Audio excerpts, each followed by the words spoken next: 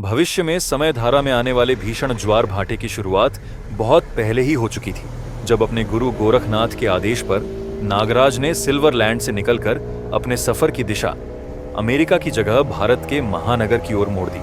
ऐसी कौन सी आपदा आने वाली है जिसके लिए गुरुदेव को स्वयं मुझे आगाह करने आना पड़ा? महानगर के बाहर स्थित एक पुराना बंद पड़ा कारखाना, जिसके कंपाउंड में एक अत्याधुनिक अनुसंधान प्रयोगशाला, जो कि कुछ देर पहले तक शांत नजर आ रही थी, अब वहां मौत की शोले बरस रहे थे। पर वे शोले उस उफनते लावे के सामने कुछ नहीं थे जो उन्हें भड़काने वाले के मुंह से फूट रहा था। तुम्हारे इस संसार से दर्द और दगा के सिवाय कुछ ना मिला, पर मैंने उफ तक नहीं की। लेकिन शायद तुम मेरी सहनशीलता को उसकी कमजोरी मान बैठे भगवान। उसके क्रोध के फटते ज्वालामुखी से जैसे आसमान भी सिहर उठा था। इंसानों का ये पृथ्वी लोक हो या फिर पाताल लोक और सर्पदेश, मैं हर जगह ही चला गया, फिर भी मैंने अपने कर्तव्य पथ से खुद को कभी डिगने नहीं दिया भगवान। मैंने कभी तेरी लीला पर सवाल न उठाया भगवान, परंतु आज तुझे मेरे सभी प्रश्नों के उत्तर देने होंगे। उसके क्रोध के आवरण में छुपी पीड़ा जैसे आसमान से फूट निकली। तौसी के जीवन का सिर्फ एक आधार था अप्सरा। मुझसे मेरा जीवन छीन लेता भगवान। मेरी अप्सरा को क्यों छीना? मुझे मेरी अप्सरा न मिली तो मेरी क्रोधाग्नि तेरी इस पूरी सृष्टि को खाक कर देगी। तौसी के तांडव को तेरी ये बारिश की बूंदें रोक नहीं सकती। मुझे मेरी अप्सरा दे दे भगवान। मेरी इच्छाधारी शक्ति अप्सरा का पता नहीं लगा पा रही है, जिसका सिर्फ एक ही अर्थ है कि अप्सरा इस दुनिया में नहीं है। लेकिन मेरा हृदय ये मानने को तैयार नहीं।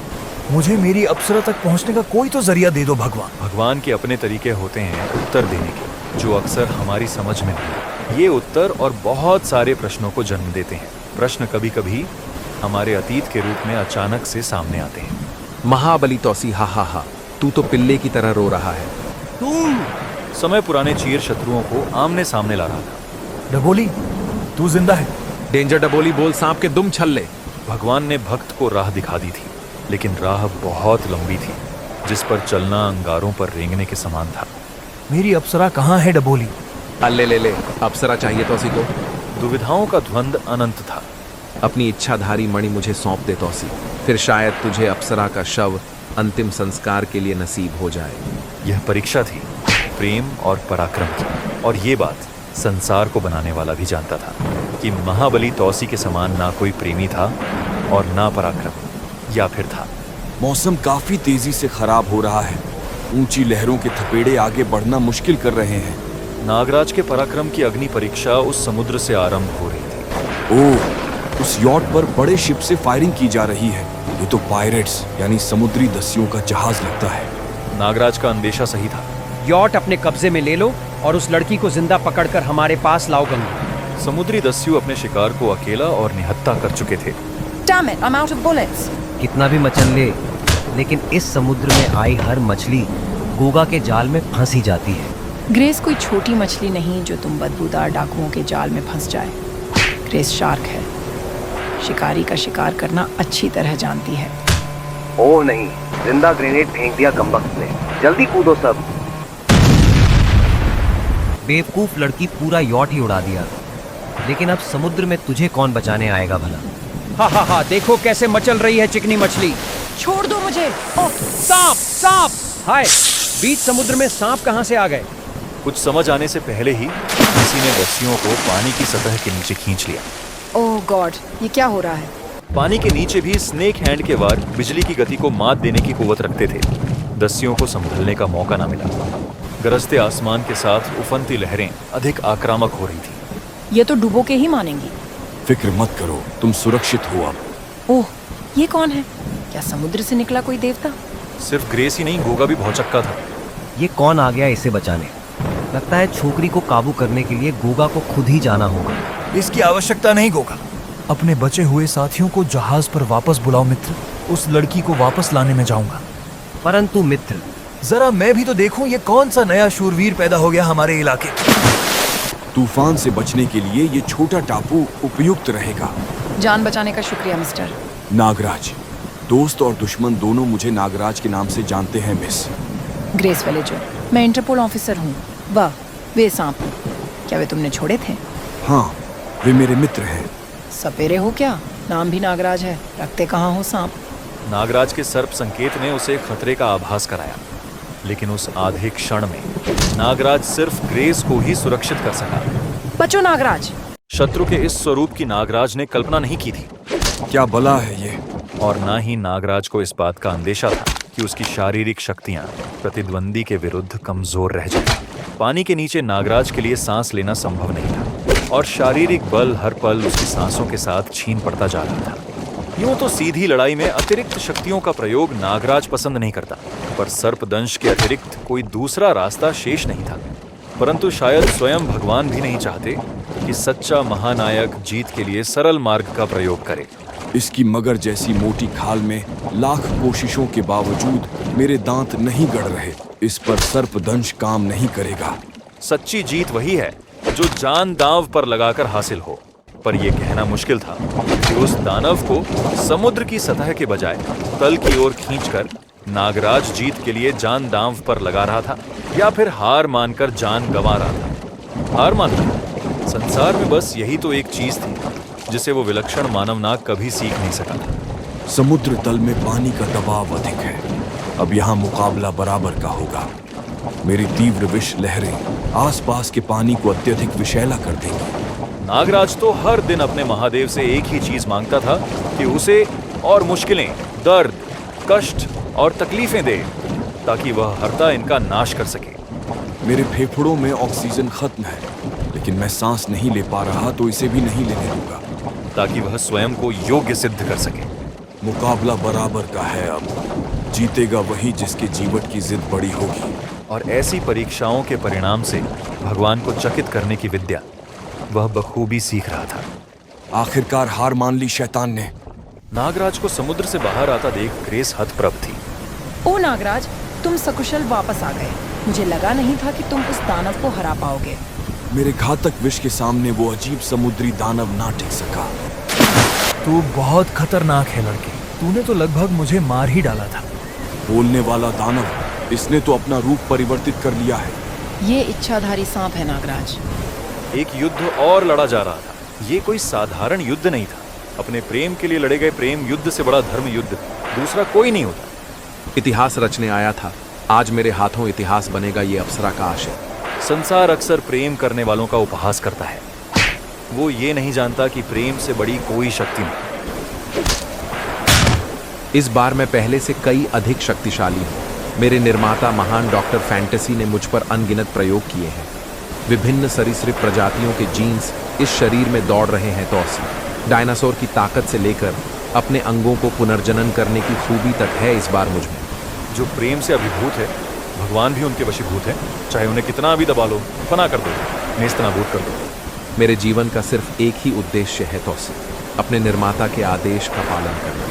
मेरे निर्माता ने मुझे एक साधारण तुच्छ नाग से एक अमोघ सरीसृपास्त्र में तब्दील कर दिया, परंतु इसके उपरांत भी मैं अपने निर्माता की पाताल लोक के सर्प देश को गुलाम बनाने की इच्छा कभी पूरी ना कर सका, जिसकी वजह सिर्फ तू है। तुझसे मेरी घृणा अब व्यक्तिगत है, जो आज तेरी जीवन लीला के साथ ही समाप्त हो जाएगी। लेकिन सच्चे आशिक का इश्क जब सिर चढ़कर बोलता है, तब मृत्यु भी अपना रुख उसके शत्रु की ओर मोड़ देती है। आज नहीं डबोली, कल भी नहीं, कभी नहीं। तेरा निर्माता तुझे चाहे जितनी बार पुनर्जीवित कर दे, तुझे उससे एक बार ज्यादा मारने के लिए तौसी हमेशा मौजूद रहेगा। बिछुड़ प्रेम का दर्द जब क्रोध बनता है, तब प्रलय आती है। अप्सरा के प्रेम का देवता प्रलय का देवता बन चुका था, और देवताओं के मार्ग नहीं रोके जाते। अप्सरा की मानसिक तरंगे मुझ तक बेशक नहीं पहुंच रही, लेकिन पसलियों पर चोट करता मेरा दिल चीख चीख कर यही कह रहा है कि अप्सरा को इस स्थान पर अवश्य लाया गया है। ये लौह द्वार तो बहुत मजबूत लगता है, परंतु देखना यह है कि क्या ये तौसी के इरादों से अधिक मजबूत है? नहीं है। एक क्रुद्ध देवता का मार्ग अभिरुद्ध करने का दुस्साहस करने वाले अपने विनाश को स्वयं न्योता देते हैं। हे महादेव, इच्छाधारी सर्पों के परिरक्षित करके रखे हुए अंग क्षत विक्षत लाशें। उफ, कैसे दरिंदों के चंगुल में जा फंसी है मेरी अप्सरा। बर्बरता की सभी हदें पार करते हुए इस इच्छाधारी सर्प की आंखें तक नोच ली हैं हैवानों ने, अन्यथा मैं इसकी आंखों में उन दरिंदों के अक्स देख लेता। इस सीलन और सड़े हुए मांस की दुर्गंध से भरे तहखाने में भी मैं अपनी अप्सरा की खुशबू सूंघ सकता हूं। सिर्फ अप्सरा का नहीं, इस काल कोठरी में दम तोड़ने वाले एक एक इच्छाधारी सर्प का दोषी हूं मैं। सर्प देश का शासक होने के बावजूद मैं तुम्हारी रक्षा ना कर सका। सौगंध है मुझे इस तहखाने में मृत हर इच्छाधारी के अंतिम क्षणों में निकली एक एक चीत्कार की। तौसी का दर्द सिर्फ एक प्रेमी का नहीं बल्कि प्रजापालक का भी था। तुम्हारे हथियारों का हश्र इससे भी भयानक होगा। मृत मानव अवश्य उन हैवानों का साथी है। इसे मेरी अप्सरा ने मारा है। मेरी इच्छाधारी इंद्रियां मुझे इसकी आंखों द्वारा देखा गया अंतिम दृश्य दिखा रही हैं, जो कि अप्सरा का है। मृत्यु के कुछ घंटों बाद तक ही ये अंतिम अक्ष आंखों की पुतलियों में संरक्षित रहता है। इसका अर्थ ये हुआ कि कुछ घंटों पूर्व तक अप्सरा यहीं थी। अवश्य ही आतताइयों को मेरे आगमन की भनक लग गई और वे भाग निकले। परंतु यदि उन्हें अप्सरा के बदले मेरी इच्छाधारी मणि चाहिए तो फिर यह लुका छुपी क्यों? उफ, ये नेवलों की फौज कहां से आ गई? इच्छाधारी सर्पों का ये हश्र इन्होंने ही किया होगा। मेरी प्रजा की मृत्यु के दोषी तुम लोग भी हो। मृत्यु दंड से कम कुछ नहीं मिलेगा। मेरी सेना के अदने से सैनिकों को मारकर खुद को बड़ा महाबली समझ रहा है केंचुओं के राजा। जरा मुझे भी मृत्यु दंड देकर दिखा। इन सभी इच्छाधारी सर्पों को बहुत इत्मीनान से अपनी सेना का आहार बनाया है मैंने। इच्छाधारी नेवला, डेंजर डब्बोली की तरह तू भी इन हैवानों का पालतू कुत्ता बना हुआ है। निर्बलों का राजा बनने से बेहतर है बलवान का गुलाम बनना। ये बात जल्दी तेरी समझ में आ जाएगी सप्पोले, जब मैं तुझे अपना गुलाम बनाऊंगा। मेरे चिर शत्रुओं को एक एक कर मेरे सामने लाया जा रहा है। मेरा यह शक्ति प्रदर्शन किसी बहुत गहरे षड्यंत्र का हिस्सा है। बता, कौन है तेरे मालिक? कहां ले गए मेरी अप्सरा को? क्या योजना है उनकी? बता, वरना वो हाल करूंगा तेरा कि मौत को तरसेगा। इतनी जल्दी क्या है सपोले? अप्सरा के लिए तेरी यह छटपटाहट तेरे द्वारा हमें दिए गए पराजय के घावों पर मरहम समान है। अभी तो बहुत तड़पना है तुझे। तिल तिल करके निकालेंगे तेरी जान। इन आशिकों की कुटाई का अलग ही सुख होता है। दिखाना अपने प्यार की ताकत, दिखाना। अगर तौसी अपनी ताकत दिखाने पर आ गया तो बर्दाश्त ना कर पाओगे भुनको। ऐसे तुच्छ जीव तौसी के बल का मापदंड निर्धारित नहीं कर सकते। सुन रहे हो हैवानों? धरती हो या पाताल, मैं अपनी अप्सरा को ढूंढ निकालूंगा।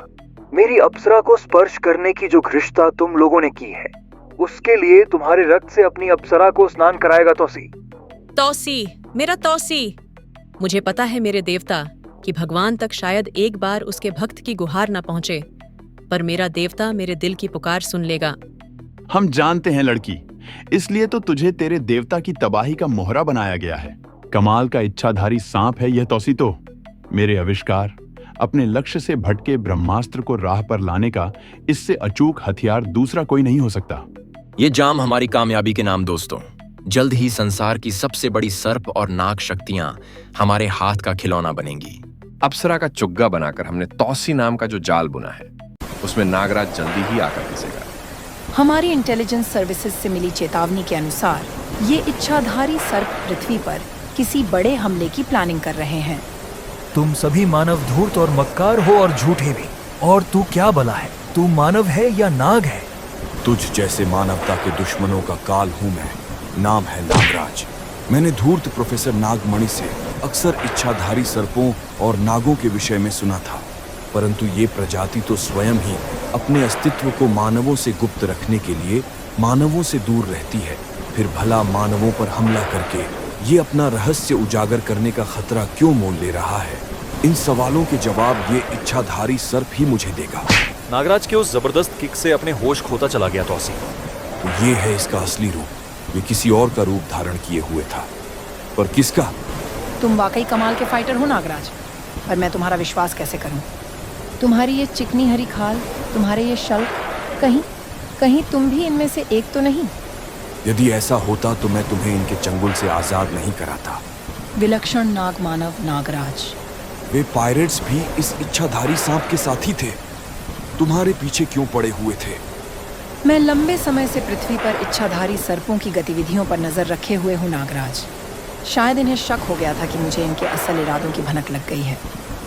नागराज और ग्रेस इस बात से अनभिज्ञ थे कि उस टापू पर छुपा हुआ एक बूढ़ा गिद्ध अपनी गिद्ध दृष्टि उन पर गड़ाए हुए था। ये हरा नाग मानव कौन है? ये कोई इच्छाधारी तो नहीं लगता। इसने कितनी आसानी से पानी ध्वज को परास्त कर दिया। नाग बाबा ने पानी ध्वज को जिस उद्देश्य से पुनर्जीवित किया था वो अधूरा रह जाएगा अगर मैंने उसकी मदद नहीं की तो। ऋषिराज गिद्ध तौसी की 6 नाग शक्तियों में से एक पानी ध्वज को नागराज के चंगुल से छुड़ाने की युक्ति सोच रहा था। दूसरी तरफ पाताल लोक में नाग बाबा एक विशिष्ट यज्ञ आहुति में लीन थे। प्रचंडम प्रकृष्टम प्रगलंभम परेशम प अखंडम अजम भानुकोटि प्रकाशम प। यज्ञ आहुति में अचानक आने वाले इस व्यवधान से अनभिज्ञ, जो अपने साथ एक भीषण तूफान लिए आ रहा था। रुक जा नाग बाबा, रोक दे अपना ये यज्ञ जो मानव जाति के लिए अहितकर सिद्ध होने वाला है। गुरु गोरखनाथ, मैंने तेरे यहाँ आने की अपेक्षा नहीं की थी, परंतु तू मुझे मेरे पथ से डिगा नहीं सकता। मेरा शिष्य तौसी तुम मानवों की सभ्यता का सर्वनाश करके ही रुकेगा गोरखनाथ, और उसके लिए ये सर्पिल साधना संपन्न होना अनिवार्य है। पृथ्वी जल्दी ही 2 श्रेष्ठतम शिष्यों के टकराव की साक्षी बनने वाली थी और पाताल लोक 2 महानतम गुरुओं के टकराव का साक्षी बन रहा था। शिकांगी, कालूजीन, जब तक मैं सर्पिल साधना संपन्न न कर लूं, इसे रोकने की जिम्मेदारी तेरी है। आप निश्चिंत होकर साधना करिए नाग बाबा। भला एक नेवले वाले बूढ़े सन्यासी को रोकना कितना मुश्किल होगा। प्रलय आरंभ हो चुकी थी। प्रलय जारी है प्रलय का देवता में।